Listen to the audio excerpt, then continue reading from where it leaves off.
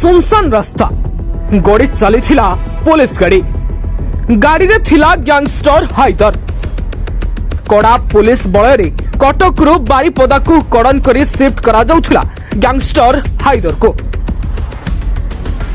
किंतु अधा रास्ता रे खसी जिबार प्लान आगरू प्रस्तुत करि सारी थाए हाइदर अधा रास्ता रे परिसरा जिबाकू कहिथिला एही गैंगस्टर किंतु पुलिस सुरक्षा दृष्टि सिमुलिया निकट में भ्यान अटकाई हाइदर को परिस्रा करने को अनुमति देथिला।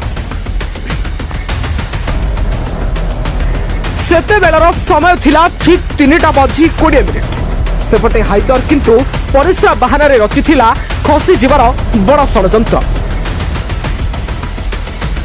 आउ एही खसी जीवार बड़ षड़यंत्र ही जीवनर शेष नाटक हेबो बोली जानि नथिला हाइदर। परिस्रा करुवा समय दौड़ाक आरंभ करिथिला शेख हाइदर फल पुलिस हाइदर को काबू करने को जाई आपणाइथिला शेष उपाय एवं सिमुलिया निकट रे ही करिथिला एनकाउंटर। पुलिस गुली माड़े हाइदर गुरुतर आहत होइथिबा सूचना मिली। एहा परे पुलिस हाइदर को बालेश्वर हॉस्पिटल में भर्ती करिछि।